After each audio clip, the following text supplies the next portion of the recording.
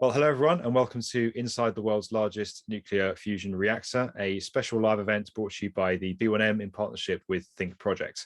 I'm Fred Mills. I'm the founder and MD of the B1M. I'm going to be your host for today. And thankfully, as we're talking about nuclear science, I'm joined by some actual experts on our panel who are going to meet in just a few moments' time. Before we do that, just to give you a bit of the agenda and the running order, I'm a self-confessed construction geek. I think anyone that watches our channel or follows me will probably know that. And ITER is the ultimate construction project. So it was an incredible experience to go and see the site, meet the people behind it, and put this documentary and live event together. I could easily talk about this for 3 days, but I'm not allowed to do that. I'm only allowed to talk to you for an hour. So we're going to keep this to an hour today. We're going to meet our panel in just a moment. We're then going to have some pre-prepared questions to the panel, just to make sure that you guys get the right key bits of information out of this. So you have the best experience and the best takeaways. We're then going to go into a live Q&A, and that's where we want to answer as many of your questions as possible. So you've got the extraordinary privilege of being able to quiz this fantastic panel about nuclear fusion and the ITER project. We want to answer as many of your questions as possible. If we can't get through them, we will try and email you afterwards. You can get your questions coming in into the Q&A feature on Zoom. That would be great. Depending on what device you're on, your Zoom features and controls might be in different places. But if you can use the Q&A section for any questions and the chat section for general chat and saying hello, that would be much appreciated. More chance of your question getting answered if it's in the Q&A section. Okay, so without further ado, as I said, we've got a fantastic panel with us today. This is nuclear science, so I'm very relieved that they've decided to turn up and join me. Otherwise, I've been talking to you on my own and making it up, which would have been hilarious. First of all, let's come to you, Colette. You're joining us from ITER. Very obvious where you're joining us from by your background, but you're joining us today from ITER. Can you tell us a bit more about your role and how you are involved in the project? Sure. So as you can see, my name is Colette Ricketts. I've been working on ITER for about 11 years now, and I'm the Deputy Head of the Project Control Office. So I deal with all of the planning, scheduling, cost, logistics of moving the various components around the world and having them assembled here on site. Fantastic. No small task. Thank you. Thank you for being with us. Sergio, you're also joining us from ITER today. Yes. Good morning, good afternoon to everybody. My name is Sergio Orlandi. I'm the Plant Engineering Construction Department Head. I deal every day with engineering completion, with construction, with in-field engineering management, and commissioning of the systems. We have completed the installation of 90% of the balance of plant around the tokamak, and the system are now in commissioning or in operation, many of them. And in parallel, we are completing the installation inside the tokamak into the machine. Thanks a lot. Fantastic. Thank you for being with us, Sergio. And Adam, you're joining us from Thinkproject. I am, yes. Thanks, Fred. Hi, everybody. My name is Adam Lamping. I'm responsible for consulting at Thinkproject in the UK. Thinkproject is Europe's leading technology vendor in the design, construction and operations space. We provide a digital platform solution to help clients like ITER and the supply chain to really take advantage of modern technology to improve outcomes across design management, contract management, construction supervision, handover and asset management. And the consulting team helps to map clients' business requirements with our solutions. And we do that because we're from the industry that we serve. I've spent my whole career prior to join Thinkproject in the construction industry, so working for large engineering and construction companies, and we're delighted to be here. Thanks very much. Fantastic. Thanks for being with us. As I said, guys, I wasn't joking. We have got a fantastic panel of experts. And as I said, as this is nuclear science, I'm generally quite relieved they've all turned up. So it's good to have you with us. Now, shameless plug alert, we have got a very cool documentary about ITER up on our YouTube channel. I kind of come across very enthusiastic throughout the whole thing, which I hadn't realized during filming. But if you watch this video, you'll see me like a kid at Christmas throughout this whole thing, going inside the nuclear fusion reactor, explaining what ITER is, some of the engineering and stuff behind it. I am biased, obviously. I think it's a really good video. If you've got the time to go and watch it later on tonight, if there's nothing on Netflix or TV, stick it on, because we think it's pretty good. I think it's had over 100,000 views already on the back end. So we're very, very pleased with that production. And yeah, big thanks to ITER for making that possible and for giving us the chance to see inside. For those of you that haven't had a chance to watch that yet or see that yet, or maybe don't know too much about ITER, I'm going to give you a bit of background now. So unless you've been living under a rock, you're probably going to know that the world is grappling with climate change. Many of us have experienced rising fuel bills lately. And there's kind of two strands to tackling this. There's being more energy conscious, being more energy efficient with what we do, whether that is choosing to cycle or walk to work or be more environmentally friendly through what we're doing, home insulation, those kind of things. And there's being more sustainable with the energy that we generate. So most of our energy at the moment is generated by fossil fuels from fossil fuel powered coal stations, coal powered power stations like the one you see on screen in front of you. There's been a big move towards renewables in recent years. Many of you are probably familiar with solar panels, wind turbines, power generation, those kind of things. But within that mix is nuclear energy, which has a bit of a reputation for the wrong reasons, but is a very viable future energy source. Now, there are two types of nuclear energy in broad terms. There's nuclear fission, which is the one that probably most of us are familiar with. So this is where atoms are split apart and we harness the energy that comes from that process. So the heat and radiation that comes from that process is what we're trying to harness from those reactions. Nuclear fission is what's behind most of the nuclear bombs, the terrible nuclear bombs that I think many of us have probably come to know through history lessons at school or from learning about world history. And it's also behind some of the major power stations, the major sort of famous nuclear power stations that you are aware of today. Nuclear fusion is different. This is combining atoms and harnessing the energy that comes from that process. We have now reached the entirety of what I'm able to say on this slide, because that's my high-level explanation of nuclear fusion. I'm going to defer to the nuclear experts afterwards who can tell us a bit more. But in layman's terms, nuclear fusion is harnessing the energy that comes from combining atoms together. Now, that energy is used to generate steam, which turns turbines, which is then used to produce electricity. So most of us are probably quite familiar with the three circles on the left-hand side of this slide, but it's the energy source, energy generation that's different. So nuclear fusion is where the energy is coming from in this instance. Now, historically, it's been very, very difficult to generate nuclear fusion energy without using more energy to create nuclear energy than went into the process. So what scientists are really trying to do at ITER is generate net energy. That is, more energy is produced from the process than went into making it happen. It's extremely hard to do, which is why there's a lot of why nuclear fusion doesn't really exist at the minute, and why the team at ITER are trying to crack this problem alongside some other teams around the world as well. As I said, extremely difficult. There's a lot of work going into it. If you think of it, it's not dissimilar to running a business or looking after your own personal finances. You need more money coming in than you have going out. You know, it needs to produce more than it takes. Bit about that machine. So at the core of ITER is this tokamak machine, which is where nuclear fusion energy will be generated. Again, in high-level terms, hydrogen atoms are injected into this vacuum vessel. A very large series of superconducting magnets around the machine are turned on, and the voltage strips the atoms from their electrons, generating something called plasma.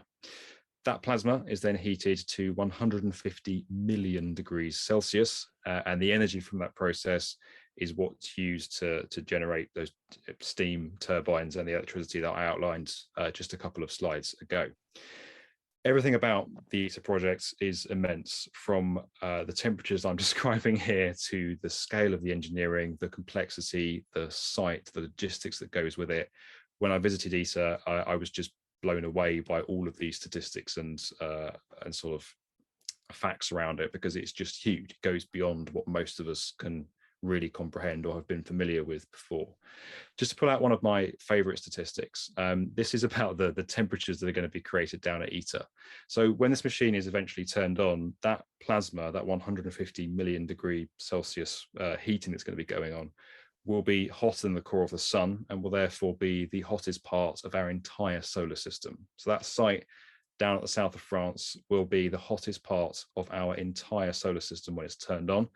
And then the cooling system that is used to make sure that area is kept cool and contained will be cooled to -4 Kelvin, which will be the coldest part of our solar system. So An incredible statistic, but that, I say little 400-acre site down in the south of France will be home to both the hottest and coldest parts of our entire solar system.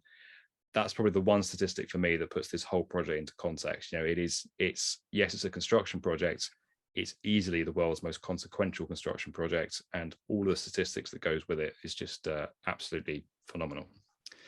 At the core of ITER, at the core of that reaction is this incredible machine. It's one of the most complicated, if not the most complicated machine ever constructed. I got the chance to see some of these components coming together when I was there. There's a separate video of me just looking at the lid of the ITER machine, which in itself is an enormous feat of engineering, an enormous feat of complexity. So this machine that's being constructed, where this reaction will take place, is what the team at the ITER sites are working on. And this is where much of the complexity is, as I said, something like 10 million parts altogether, which is pretty incredible. This is the ITER site. It's probably my favorite photo of the whole thing. So at the center here is the assembly hall. This is where most of the filming that you would have seen in our documentary took place. So this is where the tokamak machine is being built inside a pit known as the tokamak pit. And it's where all the components come together for assembly, for being lifted into that tokamak reactor area. Alongside that, there are all different kinds of buildings for assembly, production, manufacturing. There are ancillary systems. There's cooling infrastructure, electricity systems that will help convert electricity to take it onto the grid. There's an administration hub on the side here where we're very warmly looked after as well. So it is an enormous site and an enormous operation. And this, for me, I think in one picture kind of encapsulates the incredible complexity. One thing that I wasn't expecting when I went to ITER, I think when you turn up, you're expecting a nuclear reactor under construction. There's lots of concrete, lots of cranes, lots of complexity. I was really taken aback by how friendly everyone was. We were meeting so many different kinds of people from different cultures, different countries, and all of them are coming together and working so positively on this construction project. They all had so much time for us. They were all so pleased that we were there. And that's the thing that I wasn't expecting that really took me aback. It was so refreshing to see people working collaboratively together on something so positive. I think that's not really something many of us come across in the big bad world that we all live in outside of ITER. And that, yeah, something that really took me aback, the collaborative nature of it, the people, the community that is around this project, is something that doesn't get spoken about as much as all the cool bits, but is really important. And I guess is really the secret sauce that's making it all happen.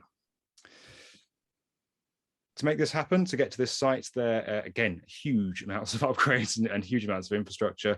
104 kilometers of roadway has been upgraded into something that's now called the ITER itinerary. I had the privilege of driving some of this on my way from the airport. This is Marseille down here, for those of you that know this area, the south of France. I had the privilege of, yes, driving some of this road and seeing some of the infrastructure, the stuff they put in place to enable these components to get to ITER. Logistics, again, is huge, just like every other part of this project. We are talking about some of the world's largest components ever constructed being shipped to the south of France from 35 different nations. Enormous boats, enormous trucks, police convoys. These are enormous projects in themselves. Just the moving of components is an enormous feat of engineering and planning.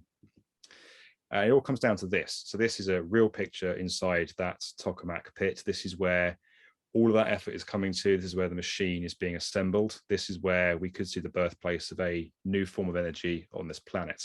And I want to talk about Thinkproject here as well. Thinkprojects do some extraordinary work in terms of enabling collaboration.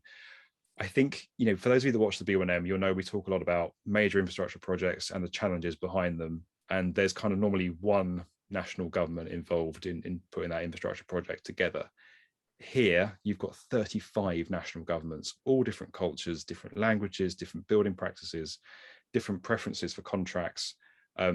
Making that happen collaboratively online through digital tools is an extreme task, and it's one that Thinkprojects are playing a great role in, which we're going to hear a little bit more about later on. It's not the sexiest part of this project, but it's the glue that holds it all together. And it's often those little things that make the difference to the big overall picture. As I said at the beginning, I was privileged to have the chance to go inside ITER. Extraordinary for me, once in a lifetime experience. that really just got across the scale of the project, its potential impact on the world, and the incredible nature of the team and the people that were working there. So do go and have a look at the video. It's an awesome thing to check out that I think gets across the project in a very coherent way. Now, I want to bring our panel in because I've kind of given you guys the the very high level view about ITER nuclear fusion, what the project's about and what it's trying to achieve. But I think it's important that we hear now from the people behind it and how they're being involved. So I'm going to bring our panelists in. Colette, starting with you first of all, for people who maybe, you know, aside from the ITER project, people who maybe haven't heard of nuclear fusion before, why is it so important that we explore nuclear fusion now? Why is it the answer to so many of our problems? Well, I think the thing is, we all understand that the globe is struggling to support the energy needs of a growing population and their standard of living as we move forward. And the thing is, fusion has 4 main points. The first one is it's a readily available fuel source, which differs from fission nuclear reactors. So fusion is readily available, seawater, hydrogen, very available fuel source. It's clean, it doesn't give off any greenhouse gases and as it's operating. And then it's got one of the highest energy densities of all the fuels on our entire planet, which means you've got the minimum resource input for the maximum energy output. So, you know, fundamentally, that's got to be the pot of gold at the end of the rainbow. And then fourth, it's the ultimate solution. If we look at our energy usage and our greenhouse gas emissions, we have a planned target to achieve, and then typically we tend to be slightly above our planned target, and therefore we're still emitting more greenhouse gases than we should be for this point in time, and then predicted to continue. So at some point in the future, our children are going to have to try and get the CO2 out of the atmosphere. That is a very energy intensive process. So fusion, of course, gives you a base load of electricity, which the renewables can also contribute to, of course.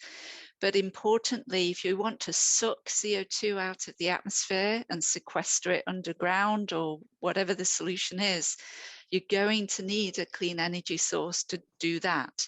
So as we move to the future, for me, fusion's the only solution. Absolutely. So it's not an overstatement to say that, you know, if we crack this, we're talking about, it's a game changer. Yeah, there's no need for renewables or fossil fuels. It's energy solved. I think there's always landscape for different energy sources, depending on the country, depending on the nature of the community that needs the energy source. So I think all renewable energy sources are necessary and valuable, but fusion is a very powerful energy source that will solve some of these big ticket questions as we look to the future and ask ourselves, well, how many windmills is it going to take to do the sequestering of CO2? Absolutely. I mean, Sergio, what's the goal of ITER, turning to ITER now? What are you trying to achieve at ITER, and how has net energy not been achieved before, and why will ITER make this difference? Why is it our best chance of getting there? ITER has as main target to be able to produce a power equivalent to 500 megawatt, thermal megawatt, with an amplification factor equal to 10, which means that we absorb passive energy that is required for the functionality of the machinery of the systems equal to 50 megawatt.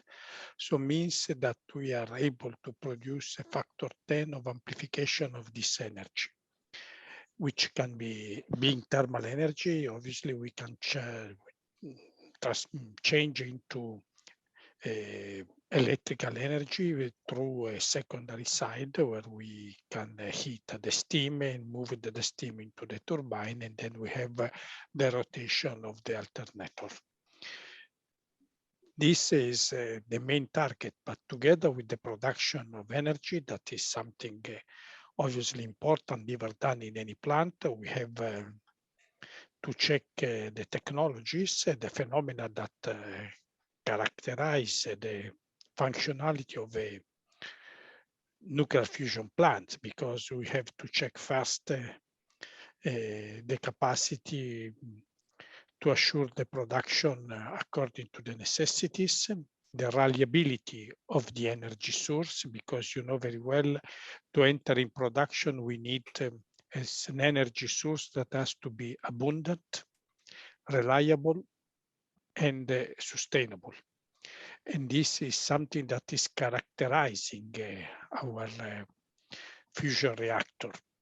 You know very well, if you apply these three characteristics to the renewable energy, we have some problem if you have to consider reliable, because you can get the sun or the wind, and then the functionality is not assured all the time. Fusion can achieve this target, but obviously to achieve this target, you have to demonstrate the feasibility of the plant, which is the other target of this project. Feasibility in terms of integration of the system with the machine, feasibility in terms of assuring the capacity to get the vacuum into the vacuum vessel, into the cryostat at the level of 10-7 bars, which is something very important that we have to achieve and to assure against any potential leakage. We have here realized the largest cryogenic system all over the world, and this has to work, which is, for example, for the energy that is absorbed, 50 megawatt, I've told, 50% of this energy is absorbed by the cryogenic system, which is the major absorber of energy in the production of energy for ITER. Then we have to assure the functionality of the plasma, not to enter in any fracture of the plasma that can generate important inertial loads against the machine, which are impulsive loads up to 100 G. So it's a really important acceleration, and we have designed the machine, but obviously this system is protected using famous disruption mitigation system that we are testing in JET in Korea. But all these things may make challenging this first effort that we are going to achieve with ITER, like also the function of the diverter to assure the purity of the system, of the plasma. So there are things also. The investigation on the materials has to be low cobalt for radiation, has to be assure good efficiency against the tritium propagation, because tritium has the capacity to enter into the interstices of the material. And so you have to understand how this phenomena in the long term can generate weak point or not. So there are many question marks that we have to achieve, and on top also the management of the plant, like, as you know, the rule of the operator is becoming important, and to be an operator of a system like this one is not something already proved in efficient nuclear power plants, so it's totally new. Definitely. It was hearing you talk, you can understand the extremes of the science and engineering complexity of this machine that you're constructing. It was really nice talking to you earlier before the event started, and hearing about some of the problems that you come up against, but the fact that they haven't really been solved before. You are literally pioneering with your team and trying to find a way to solve things that haven't really been answered before, which I think puts most of the rest of our jobs to shame, to be honest. Yeah, pretty extraordinary role. Now, Adam, I want to bring you in as well, because none of this would be possible without the collaboration tools that go with it. How does ITER rank for you in terms of project complexity and other stuff that Thinkproject are working on? Please go for it. So yeah, it's definitely right up there with the most complex that we've got, just in terms of, one, like you said, the complexity of the project and the program itself, the fact that it's breaking new ground, the sheer number of participants globally, different languages, different standards, things like that. So really our role is to help the ITER project team, Colette and Sergio's colleagues, to get on with the job that they need to do, which is to deliver this amazing feat of science, engineering, and construction, really. And that's what we're here to do. Absolutely, you made that sound very modest, but you're playing a pretty critical role. Now, Claire, I want to talk to you as well about logistics, because this is, I touched on it in the presentation, but an extraordinarily complex logistical feat. You are dealing with global events, with huge components that have never been constructed before, with all kinds of challenges. What's your job like? What does it involve? How do you keep stuff on track? And what's some of the biggest challenges you've faced in the last couple of years? Well, let's talk about it. So if you think about it, ITER's main machine components are extremely large. You saw on the video where you were stood and the components were in the background. They weren't that far away from you. So, and they were huge, right? You can see the facility behind me. So they're very, very large components. And to give you a sense of scale, there are 18 toroidal field coils. Each one weighs the same as a 747, roughly. So they're very large components, and we can't assemble them in any fashion off the site. They all have to be moved here, Lego piece by Lego piece, to quote your video, and then assembled together on the site. And in order to schedule that, we schedule a very specific sequence, because of course we don't want these very large components arriving in a way that we can't then consume them through the assembly process, because that makes for the cheapest program. Okay, so when we get a major component, we can immediately sub-assemble and insert it in the tokamak pit. It's the cheapest solution. So that's how we plan A, if you like. That's our plan A. But unfortunately, and then when you think about our major components, the vacuum vessel has nine segments to it. It's a bit like if anyone can remember Terry's chocolate oranges. It's a Terry's chocolate orange with 9 segments. So each segment has major, very large components coming from Japan, Korea, across Europe. Who else have I forgotten? India as well. I mean, it really is global collection of very large components. And unfortunately, the COVID pandemic didn't know anything about the ITER schedule. So of course, when COVID happened, things started to adjust. So ITER, that has a very small laydown area, anyone that sees the plan view of the site, I think you have a helicopter view of the site, you can see there is not much laydown area on our site. So the minute COVID started to hit, and different countries had different response measures, depending on the extent of the spread of the disease, the schedule for manufacturing started to shift and become out of sequence. So the ITER organization immediately started shifting the use of its platform and the use of its platform areas to enable us to temporarily locate items, major delivery of major components out of sequence, but in a secure and safe way. So that's just one example. A more simple example, we decided we were going to transport our TF cores, our toroidal field cores, the ones that weigh the same as the 747. Initially, we thought we'll transport them at a slight angle so that the ITER itinerary has minimal disruption. And then when we did the analysis, and with a truck bouncing over the road, we realized that wasn't such a great plan for our horribly expensive, hard to manufacture TF coils. So we changed the transport frame to horizontal, and we started carving cliff edges out so we could actually move this thing along the ITER itinerary. So, and I could talk for ages about the sorts of challenges we've got to and the sorts of things we've done to adjust. But in summary, I'd say if any of you like SpongeBob SquarePants, you need to be Squidward with the filing cabinet and the plans A to Z. Yeah, you need plans A to Z for ITER. Fantastic answer. I was chatting to Colette earlier, but she asked me about the B1M, and I was saying how complex it is sometimes to organize teams and production shoots and get a weekly YouTube video out, and then caught myself and realized I was talking to someone who's dealing with an extraordinarily complex bit of logistics that is in a different galaxy to what I'm trying to do with the YouTube channel. So Colette, just hearing that story, carving cliff faces to make room for logistical maneuvers is absolutely incredible, and speaks to the scale of what you're doing. I want to ask about working with an international team as well, because this is probably, well, I think it is the most collaborative project I've ever heard of. You've got 35 different nations all coming together. What is that like, working with different cultures, people from different backgrounds, languages? Is it easy? Are you able to sort of leverage a huge amount of knowledge, or are there challenges involved? Well, it's one of the reasons why I personally love working here. I mean, I think it's an amazing thing to contribute to the world as a project, and the fact that I'm able to be a small cog in that wheel, I love that.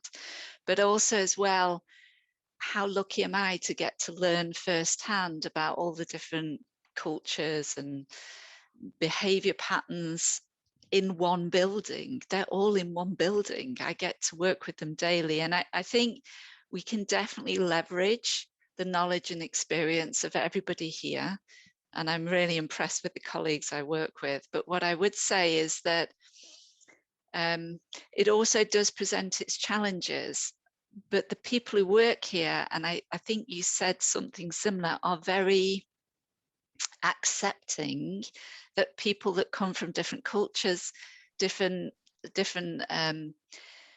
context of language will understand things differently. So our working language here at ITER is English. So in principle, we can all communicate very easily, but actually communication at ITER is a science in itself, because you have to understand the person I'm talking to, how does their culture contextualize the English language? Is it a high context language or a low context language? So I'm English, we tend to have a high context language. When you say, well, that's very nice, it might mean that's very nice. It might also mean that's not very nice at all. Yeah. So I think being able to be open enough to ask somebody and to watch what's happening with them and their body language, and even body language differs with different cultures. So to learn that and the science of communication on a global platform is an amazing experience. Absolutely. I mean, Sergio, I'd like to ask you the same question. How has this project compared to previous things you've worked on? How is it different to your average infrastructure energy projects? That's nice to understand, because I come from large experience in building 7 nuclear power plants, fission nuclear power plants all over the world. So, because I was the director general up to 2013 when I came here in January of the big company. Building nuclear power plants all over the world, because in Italy there was no possibility anymore to build, only the commissioning activities were feasible. And so I was working in US basically, or in China, or in Argentina, or in Korea, or in Russia. And so you can understand I was coming from these different visions, getting different experience, but working on plants which had more or less something more standard, more repetitive, because at the end, the fission nuclear power plants, even if I was working from boiling water, pressurized water, or Candu reactors, or EPR, or EP1000, more or less the technology at the end is similar, and the problem that you have to face are more or less the same. While when entering here, even if I was coming from international experience and from top management of a company, here it was different totally, because first, the project cannot be managed with the same rule like you manage a private company, because here what is essential in getting the contact with different nationalities and different vision in ITER organization is fundamental to get the consensus. So whatever decision I have to take is not a decision like I was doing in a private company. I decide because I think this is correct in the interest of the project and more in the interest of the company, which are coincident in a private company. Here you have to say something that is correct, but if you think is correct and has to be implemented, you have to research the consensus, you have to call them, you have to convince them, which is a process that at the beginning was creating difficulties to me, because I was forced was used to take decision in 5 minutes or shorter and get it implemented shortly, looking immediately the results. Here, the process, due to the fact that you have to enter into different cultural background, you have to enter into different attitudes, into different cultural approach of the management of a problem, you have to call the interested people, the involved parties, convince them, get a convincement that has to move the motivation to do the job, because it's not like a private company. You are the head, you say, okay, you have to do, and they do.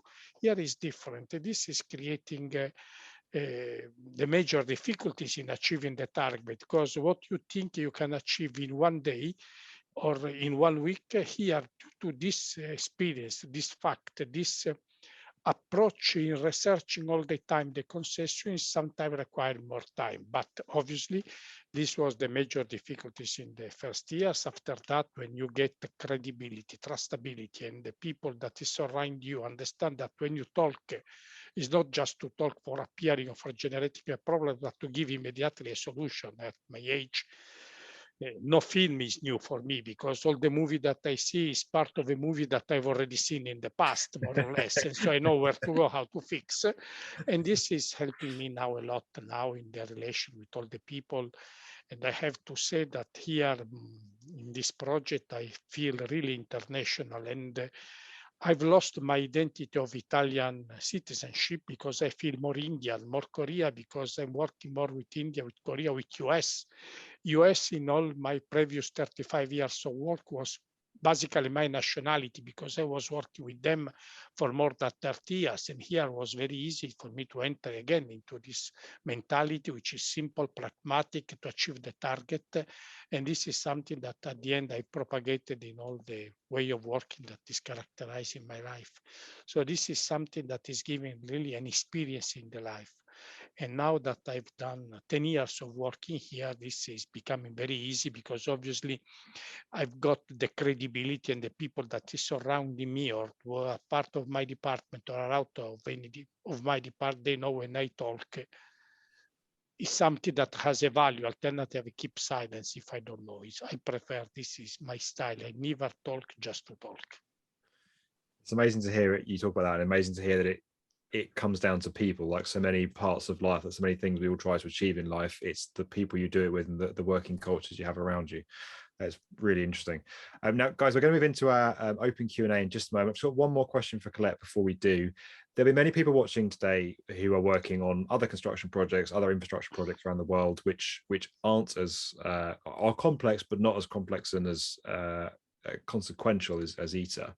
What's the kind of biggest takeaway? What's the kind of biggest piece of advice you'd give to teams looking in who want to learn more about collaborative working and achieving extraordinary things? I think for me, the importance is be open-minded. So when you're planning, when you're doing a schedule, most often the people I interact with initially when they first come to ITER, they find it really difficult because they want a date. Give me a date when a component will show up, and I will give you a plan that I will then use that component.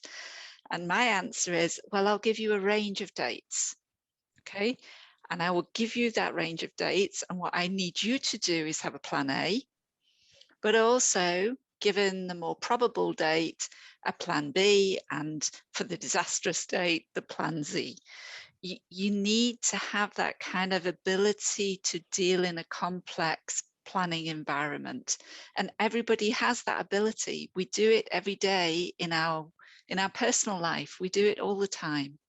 And it's just translating that and scaling it up to something that will allow us to function well as a team, to avoid the frustrations that linear planning will give you, and to really be a lot more agile in big project controls. Absolutely. Now we're going to, it's a fantastic piece of advice. Now we're going to move into our open Q&A. Now we're going to get through as many of these as we can in the next few minutes, guys. First of all, we've got one about safety, which I think is kind of a natural, instinctive reaction that you have when you hear about projects like this and you understand more about how it works. It's one that came to my mind and that I asked pretty early on in my day at ITER. So this is coming from a guy called Liam, who says the scale of the temperatures that we're talking about here are hard to fathom. How is the process contained? How is it safe? How do we avoid meltdowns or escape of extreme cold or extreme some of those extreme forces that we've spoken about? I can answer. Go for it. Okay, so obviously, ITER fusion is safety, intrinsically safe, so passively safe, because the reaction is automatic shutdown. And when the plasma is losing his temperature because I stop the injection of the neutrons or particles that are ions that are increasing the temperature of the system, the plasma fall down in temperature, can be confined up to when it can be removed, and there is no contact with the materials.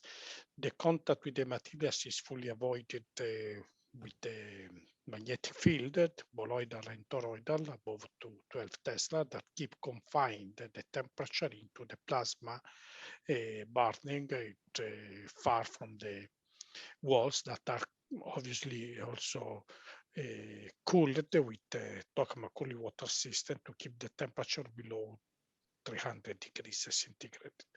So, and when you do the shutdown, the plant is shut down. There is no removal of heat residual system like it happens as a fission reactors, where you have to remove for long term 7% of the residual power. Here, there is no power to be removed. When you shut down, it's closed. So there is no risk, not at all, of any core meltdown. There is no risk of any damage. And the confinement is assured by the vacuum vessel, which represents the first confinement barrier, which is contained into the cryostat in the vacuum environment. You don't need any passive or any long-term passive coolability because the system is shut down and there is no residual power to be evacuated. So really, the system is assured that the shutdown is properly assured by the system shutdown of the reaction. What we have to say here that also the waste management is totally another story if you compare to fission, because here the only shattered waste that we have is tritium. Tritium has a half decay time equals to 12 years. So it level of decaying is becomes half into 12 years. And so if you wait for 2 or 3 decades, the value of tritium is really reduced heavily. Tritium has only the property to enter, like I was explaining, into the interstices of the material, and this can be avoided. Making a baking of the material in order to evacuate the tritium and confine it into HEPA filters. So really the usual problems that you see in the fission reactors like LOCA or loss of coolant accident or heat removal assurance or core meltdown, these are totally out of the logic of a fusion reactors, just to be honest. And the waste management that is characterizing the fission reactors like actinides and lanthanides here, which have a decay time equal to 3,000 years. Here we do not have, because tritium has a decay time equal to 12 years. So it's part of the life of a man. Fantastic. A very comprehensive answer on safety. Thank you very much. Perhaps I can also kind of contribute from a more how I'd explain it to my mum. So if you think about it this way, everyone's used to plasma. We've all seen the fluorescent light tubes. So if you have a fluorescent light tube, you're using plasma. The point is that's not hot enough to make the nuclei join together. To make them, they don't naturally, nature doesn't want them to join. So to make them join, we heat it up. So if we remove the heat, by definition, everything just goes back to a plasma. If you turn the switch off on your fluorescent light tube, your light turns off, right? And it's basically the same principle. And the thing you've got to remember is the plasma that's heated up to this very high temperature has a very small quantity of gas, very, very small. So in effect, whilst we've got a couple of meters separating 4.2 Kelvin and 150 million degrees Celsius, the specific heat capacity, it's a bit like if you put your hand in boiling water, you will scald your hand. But if you go into a steam room, for those of you who've had the luxury of going into a steam room, you don't burn, right?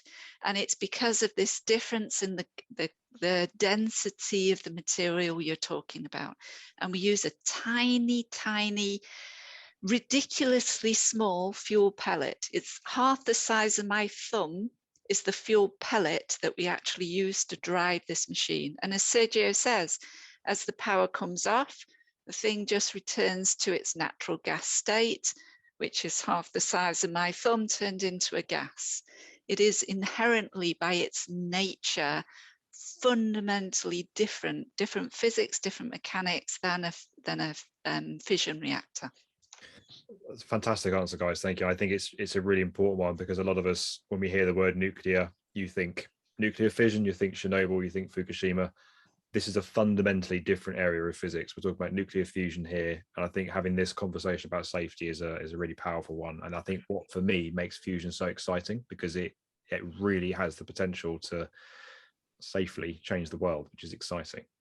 I may add, because what you are saying is very important and related to Fukushima. Nevertheless, also fusion reactors like fission are designed at beyond design basis events like tsunami, like seismic events which are above or on top of Richter scale. So we don't consider only the maximum level of the earthquake that you have on site, like here in Cadarache, but also the one earthquake which has a very, very, very low probability to happen, in order that we can assess the behavior of the system for all the functions that have to assure the confinement rule. And this is something special, like also the event of aircraft crash after the events of New York, we have considered properly, and we designed the plant according to that. So even if it's fusion, even if there is no risk, all these portions are part of the safety report that we are producing, designing not only a design basis, like it has to be for normal events or accidental events, part of the design life, but also beyond design basis events like air crash, large tsunami, large earthquake, large missile that can happen from one moment to another for whatever reason. And this is the lesson of Fukushima. Absolutely. It sounds like an important lesson learned. Absolutely. Now we're going to go quick fire, try and get through as many of your questions as we can, guys. One for Adam. How is Thinkproject's tools being used on the ITER projects? How specifically is it being applied? Thanks, Fred. Yeah, so Thinkproject is providing our CMAR contract management platform to the ITER program. The form of contract being used here is called FIDIC. So FIDIC is designed to be more of a global agnostic form of contract. Like you say, contract, you might say, may not be the sexiest part of the projects or the program, but ultimately contract management contracts were designed to enable collaboration. It's just that statement has become a bit counterintuitive over the years as the industry's battled with delays, risks, and claims and things like that.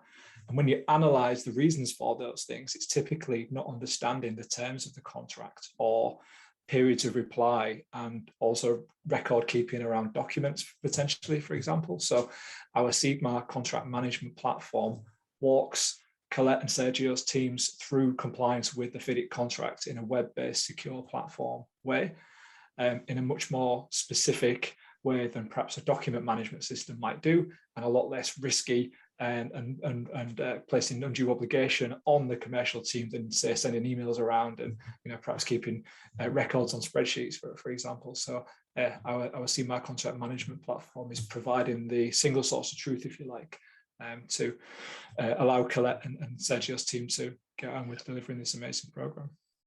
Absolutely. I guess if it's being used on a project this complex, it must be pretty up to scratch for any construction. So I'm doing some shameless selling for you now, but you know, Absolutely, scratch for all your projects around the world.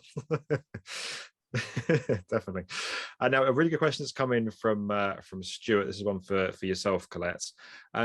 How does ITER, we've all experienced the shortages of materials and labor around the world globally at the moment. How is ITER getting around that?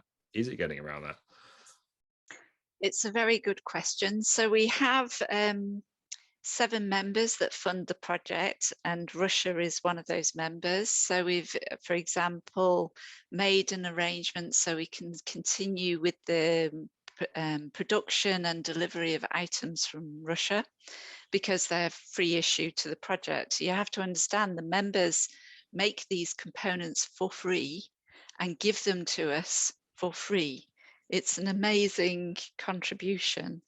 In terms of other kind of products and deliverables, we, for instance, look at advanced buying of bulk material to avoid shortages on the production of pipe, this kind of thing. But generally speaking, most of our material is ordered so far in advance that the more immediate kind of shortages, and generally speaking, not really a driving factor for the ITER project. Absolutely. It's more in advance than most of us would normally do on a construction project. Yeah, exactly. It's a very, very long-term project. You've got to think really big always. Yeah, I was really struck when I went to ITER. People were talking in decades, not years. And that's one of the big things that really struck me. And yeah, it started back in the 80s. You know, it's an incredible. It's been going longer than I've been alive. Just to reveal my age to people. Another question relates to this. That's coming from Arthur. He's asking: has ITER been impacted by recent geopolitical events? So things like Brexit, to an extent, the pandemic as well. It's not geopolitical, but the pandemic, the crisis in Ukraine, the French presidential elections, those are all things you're grappling with, aren't they? It's still to me? Yes, to yourself. Oh, okay, yeah. So what I would say is, yes, of course, it is on a global political platform. It is a global political project. What I would say, and for me, it's a ray of light, a ray of hope, in the sense that the various governments always recognize the contributing value of ITER to the globe. If you think about the formation of ITER, ITER was formed at a time when the US and Russia were talking about who's going to have the most weapons, most, you know, the nature of an atomic, you know, self-destruction kind of policy and trying to control the escalation of nuclear weapons. ITER was the ray of hope between those two Goliath economies to form a collaborative environment. And it continues to be that today. So no matter what's happening in the world, there's always governmental desire to support the continuation of ITER and to keep the schedule moving, to keep the components moving, to keep the program advancing, because global warming doesn't care about local government politics and local elections and the latest crisis and the latest pandemic that's happening. Global warming doesn't care, and it doesn't stop, and neither do we. Fantastic answer. I want to ask each of you just finally, what do you hope will be the lasting legacy of your work at ITER? You know, when you look back in hopefully decades to come, I know I can understand, I've seen it up close, the extraordinarily complex and taxing and amazing jobs that you're doing. What do you hope will be the impact in the future when you look back on this? What do you hope will come from all this effort at ITER? Starting with yourself, Sergio, if that's okay. I think that first of all, we have to complete the installation of the machine, the completion of the assembly of the machine.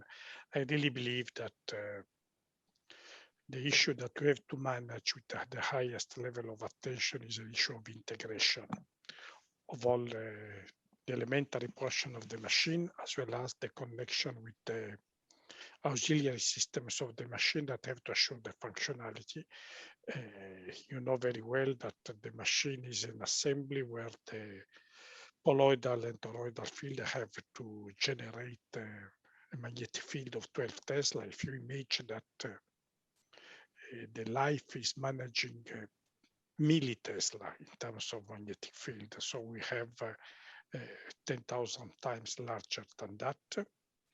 And you know, the currents that are driving this situation are current that are moving 70,000 amperes. So you can understand that we are talking about numbers that are big, are magic, are cyclopic. So I think that once we have been able to assemble the machine, assuring the proper integration of all the elementary portion, not only the sectors, but also the full integration with the poloidal toroidal coils, as well as with the thermal shield, as well as with the connection with the feeders and so on. We have to think how to achieve the vacuum. And this is something important because vacuum is the big headache in any fusion nuclear power plant, because you don't achieve the target that you need at 10-7 if you have any leakage. And in a so complicated system, potential leakage are everywhere. And so you have to check everything 100%, be sure that this is good. So this is something very challenging, as well as at the end, I don't think it's a big issue to have the performances of all the system, because I've completed them in 2011-20. We have all the time to test them properly before first plasma, but the connection with the machine and the capacity to charge and discharge this big magnetic field, because when the plant is going into shutdown, you have to discharge also the poloidal and toroidal coils. So you have to stop energy, and they must, all the energy that has been stored into the coils has to be discharged into dedicated converters that have to absorb this energy to recirculate. So you can understand this is something that we can think, we can believe we can do. But obviously I have to test, I want to be sure, because the other big challenging effort is that when we make ITER working, due to this big magnetic field and the currents that we are managing, we are generating the energy equivalent to the energy of a black hole. So you can understand the connection to the French grid has to be properly checked, performed, in order not to promote a disruption in the connection of the grid, in the stabilization of the energy that has to be distributed. For this reason, I don't know if when you were here, you have visited our area of stabilization of the grid, which is impressive, is large, is a monster, even if it's very nice from architectural point of view, because it appears like a field of mushrooms, but it's very big. Yeah. And is assuring this potential risk not to promote any damage or any disruption event on French grid. You can understand that this is something very important to be sure that the system can work. Absolutely. I mean, Adam, kind of same question to you. I know Thinkproject's being used in this project. What do you hope will be the outcome of ITER? What do you hope your contribution will be?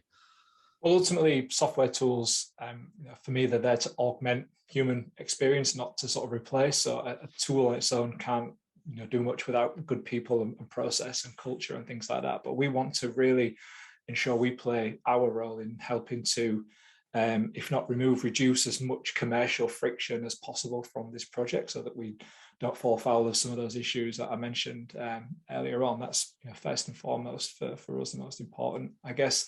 Secondly, it's helping to gain global recognition for best-in-class contract management for this particular use case. Sometimes in the technology space in construction, we tend to homogenize and try and hijack things, if you like, and often we don't always pick the right tool for the right job. So hopefully programs like ITER can extol the virtues of the right tool for the right job. Absolutely. And just finally, Colette, what do you hope will be the long-term impacts of the ITER project? Well, I think I'm a little bit more altruistic and maybe idealistic. So I hope that ITER is the core or the origin of no more conflict due to lack of energy, no more conflict in the globe due to a lack of energy, an environment that my children's children can live in happily. And on a very personal level, I sincerely hope that when my daughter turns on the light and she's my age, she's proud of all the hours her mum spent at work instead of at home with her. That's a fantastic note to end us on. I think really underlines the incredible consequential nature of this project and why for me it is the world's ultimate construction project. Thank you so much for those words, Colette, and to Sergio and Adam as well for being with us today. You've all been fantastic. As I said at the start, I could literally do this for 3 days, but they're not going to let me do that, I'm afraid, guys. So we've got to wrap it up now. But I want to say, yeah, massive thank you to our panelists. A huge thank you to Thinkproject for enabling today, to ITER for having us down in the south of France. I've asked for a job several times. I know nothing about nuclear science, but will very happily make tea and coffee in the south of France on such an exciting construction site. So if you want me, I'm down there. Don't forget, guys, we've tried to answer as many of your questions as we can today. If we haven't managed to answer them, then we will try and get your responses over email. We've got all your questions logged with your email addresses where possible, so we'll try and get answers back to you as soon as we can. Don't forget the video's up on our YouTube channel, so do go and have a look at that as well. It's the kind of the 9-minute version of ITER and what's happening there. And again, say massive thanks to all of our panelists, to everyone who's joined today. It's been great to see so many of you here and to have your questions. Thanks for having us, and we'll see you again soon.